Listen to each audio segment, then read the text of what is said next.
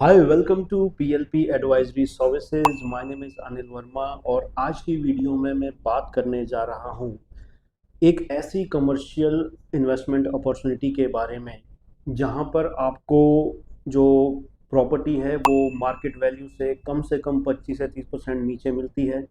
आपको leasing guarantee मिलती है, आपको एश्योर्ड रेंटल मिलता है, आपको एडवांस रेंटल मिलता है और सबसे बढ़िया बात आपको एक ऐसा डेवलपर मिलता है जिसका एक प्रूवन ट्रैक रिकॉर्ड है लीजिंग के मामले में, जिसने अपनी कमर्शियल प्रॉपर्टीज़ को एक नहीं बल्कि कई बार लीज आउट किया है।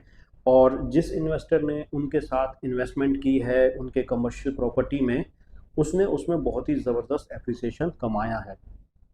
मैं बात करने जा रहा हूँ सेक्टर 62 में स्प्लेंडर एपिटोम के बारे में, जो कि 4 एकड़ में फैला हुआ है। मेन जो आपका सेक्टर रोड है उस पर इसका बहुत ही बड़ा फ्रंट लगता है। इसमें आपको 3 टावर मिलते हैं, tower A, tower B, tower C.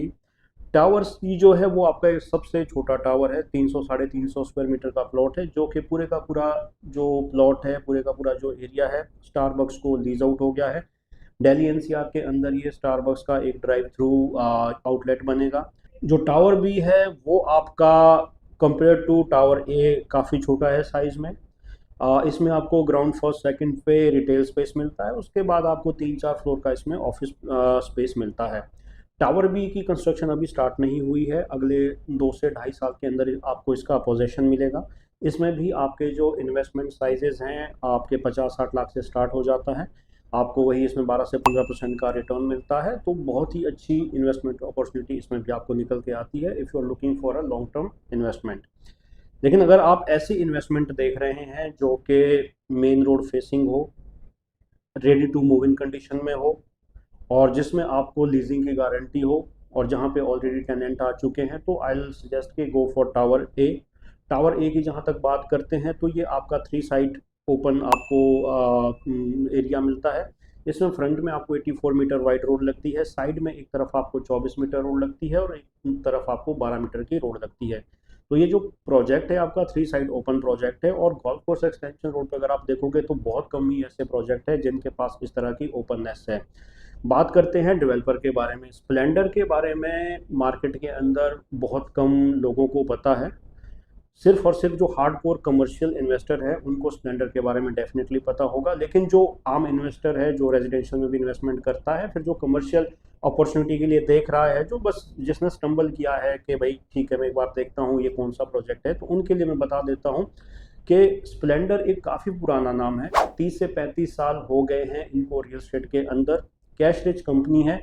Maximum projects जो इन्होंने बनाए हैं उसमें बहुत ही कम माल इन्होंने बेचा है। 20 से 25-30% माल ही इनिशियली बेचते हैं, बाकी सारे का सारा जो प्रोजेक्ट है अपने पास रखते हैं। तो कैश रिच है, ज़्यादा ऐसी दिक्कत नहीं है कि भाई मार्केट में माल बेचना है तब पैसा आएगा तब बनाएंगे, उस तरह का नहीं है। कैश रिच कंपनी है। लीजिंग की अगर बात करते हैं तो स्प्लेंडर का एक प्रूवन ट्रैक रिकॉर्ड है लीजिंग के मामले में। गुड़गांव की मैं अगर बात करता हूं तो सेक्टर 65 में स्प्लेंडर ट्रेड टावर करके एक इनका कमर्शियल टावर है, नीचे उसमें रिटेल है, ऊपर ऑफिस स्पेस है। तो गोल्फ कोर्स एक्सटेंशन रोड पे जब लीजिंग स्टार्ट हुई थी तो एनटीटी डाटा करके एक काफ़ी बड़ा एमएनसी टेनेंट है, उसने यहाँ पर 2.25 लाख स्क्वायर फीट के आसपास का एरिया लिया था। तो वो बिल्डिंग जो है वो स्प्लेंडर ग्रुप वालों की ही थी। वो टेनेंट उस बिल्डिंग में पूरे 9 साल करके गया है। जब वो बिल्डिंग खाली हुई तो सेम बिल्डिंग उन्होंने रिलायंस वालों को चढ़ा दी है। तो आप सोचिए, जिस आदमी ने 9 साल पहले एनटीटी डाटा के टाइम पे इन्वेस्टमेंट करी थी, तो 9 साल तक उसे रेंटल आया एनटीटी डाटा से, और उसके बाद वही सेम स्पेस लीज आउट हो गया रिलायंस को। अब हो सकता है रिलायंस वहाँ पे 6 साल बैठे, 9 साल बैठे, 12 साल बैठे। तो कहने का मतलब ये है कि डेवलपर जो है वो लीजिंग को लेके काफ़ी सीरियस है। डेवलपर का सिनेरियो इस तरह से नहीं है कि मुझे साल में 4 प्रोजेक्ट लॉन्च करने हैं, बल्कि उसका उल्टा ही है कि 4 साल में एक प्रोजेक्ट बनाते हैं, उसको कम्प्लीटली अच्छे से बनाते हैं, फिर उसको लीज आउट करते हैं, फिर उसको सेल आउट करते हैं, और उसके बाद भी उस प्रोजेक्ट में मेंटेनेंस में बने रहते हैं। उसमें कहीं ना कहीं उनका अपना जो एक बेनिफिट है वो लगा रहता है, और जब वो प्रॉपर्टी खाली होती है तो फिर से उसको रिलीज भी करते हैं। जो 16 में इनके पास एक कमर्शियल प्रॉपर्टी है वो भी पूरी तरह से लीज आउट है, वहीं पे इनका अपना भी ऑफिस है, तो वहाँ पे भी अच्छे टेनेंट्स हैं इनके पास। सेक्टर 58 में इनके 2 कमर्शियल टावर्स हैं जो कि ऑलमोस्ट 60 to 70% लीज आउट हो चुके हैं, जबकि उसका ओसी आए हुए सिर्फ 1.5 से 2 साल ही हुए हैं। तो आप सोच सकते हैं कि लीजिंग के मामले में दे आर वेरी गुड। इसके साथ साथ ही इनका नोएडा के अंदर भी एक 10 से 12 एकड़ का एक काफ़ी बड़ा कमर्शियल प्रोजेक्ट इन्होंने लॉन्च किया है, जिसमें इन्होंने 25 से 30% माल बेच दिया है और उसका कंस्ट्रक्शन अब स्टार्ट कर दिया है। इसके साथ भी और भी सिटीज़ के अंदर इनके रेसिडेंशियल भी है, कमर्शियल प्रॉपर्टीज़ भी है। तो कैश रिच कंपनी है, काफ़ी अच्छे प्रोजेक्ट्स बनाए हैं, काफ़ी अच्छा ट्रैक रिकॉर्ड है। तो और जो प्रोजेक्ट है उसकी लोकेशन भी ऐसी है, अगर आप एक बार साइट देखोगे तो you will come to know कि जो उसकी सराउंडिंग है वो बहुत ही अच्छी है, काफ़ी लग्जरी सराउंडिंग है। रेसिडेंशियल कैचमेंट इसकी बहुत ही स्ट्रॉन्ग है, जो कि जब भी आप रिटेल प्रोजेक्ट के बारे में बात करते हैं तो उसकी प्राइमरी सराउंडिंग क्या है, प्राइमरी कैचमेंट किस तरह की है, तो वो बहुत इंपॉर्टेंट रोल प्ले करती है। इसके जस्ट साथ में ही आपको पायनियर के 3 प्रोजेक्ट लगते हैं, पायनियर पिसीडिया, पायनियर अराया और पायनियर पार्क। साथ ही साथ कॉन्शियंट हाइंस एलिवेट रिजर्व, जो कि अभी लॉन्च हुआ था 6-8 महीने पहले, one of the most hyped residential project था गोल्फ कोर्स एक्सटेंशन रोड पे, और एक अल्ट्रा लग्जरी उसमें आपको प्रॉपर्टीज़ मिलती है, 3 और 4 BHK के अपार्टमेंट, वो बिल्कुल इसके साथ में ही आपको लगता है।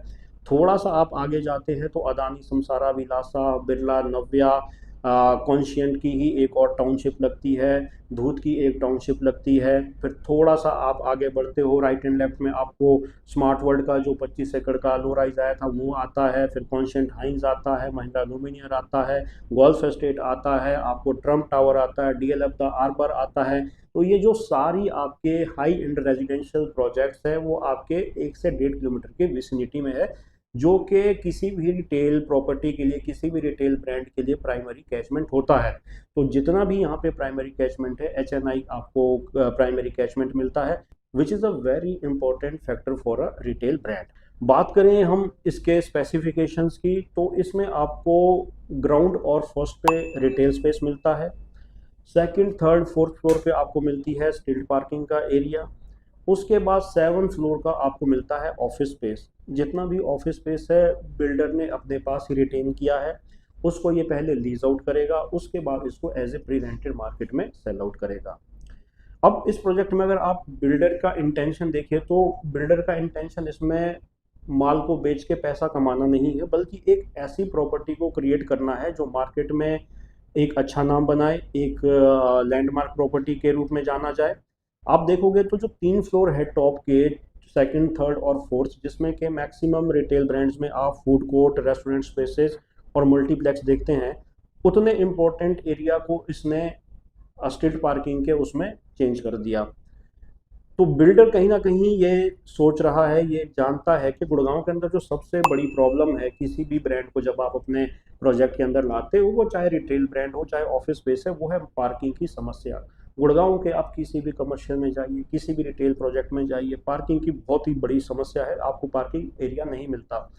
1000 स्क्वायर फीट का ऑफिस स्पेस जब बिल्डर बेचता है तो उसके साथ एक कार पार्किंग देता है, लेकिन अगर आप ऐसे एक अंदाज़ा लगाइए तो 1000 स्क्वायर फीट के ऑफिस में आपको 8 से 10 सीटिंग मिलती है, और हर ऑफिस में 4 से 5 लोग ऐसे हैं जिनके पास गाड़ियां हैं। आपको पार्किंग एक मिली है, आपके पास गाड़ियां हैं 4, तो आप गाड़ियां कहाँ लगाओगे? और ऑलमोस्ट ऑलमोस्ट हर कमर्शियल प्रॉपर्टी के अंदर ये प्रॉब्लम है, जिसको कहीं ना कहीं कैटर करने की कोशिश की है स्प्लेंडर ने। 3 फ्लोर की आपको स्ट्रीट पार्किंग मिलती है, 2 फ्लोर की आपको बेसमेंट में मिलती है। तो एक ऐसी बिल्डिंग जहां पे टोटल फ्लोर आपके अगर वर्किंग फ्लोर देखूं तो 9 फ्लोर वर्किंग है, और उसमें 5 फ्लोर की आपको पार्किंग दी है। तो मेरे हिसाब से जो भी टेनेंट इस बिल्डिंग के अंदर आएगा और जितने भी बायर्स आएंगे, कस्टमर्स आएंगे, उनके लिए एम्पल पार्किंग स्पेस इसके अंदर मिलता है। तो बिल्डर का इंटेंशन इसमें डेफिनेटली लीज आउट करने का है। ऐसा नहीं है कि लीजिंग गारंटी दे दी, प्रोजेक्ट बेचा और उसके बाद खुद निकल ली, जैसा कि बाकी बिल्डर के केसेस में होता है, ऐसा इसमें नहीं है।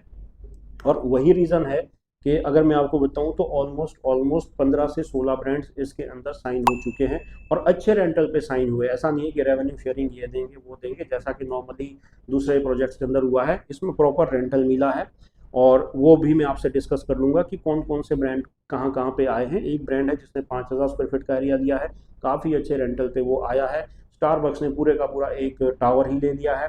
क्रोमा के साथ भी इनकी काफ़ी एडवांस लेवल पे बात चल रही है। एक गेमिंग कंपनी है, वर्ल्ड के टॉप 5 में से एक टेनेंट है, जो कि 50 से 60 हज़ार स्क्वायर फीट के लिए इनकी बात चल रही है, बड़े ही सीरियस नोट पे बात चल रही है।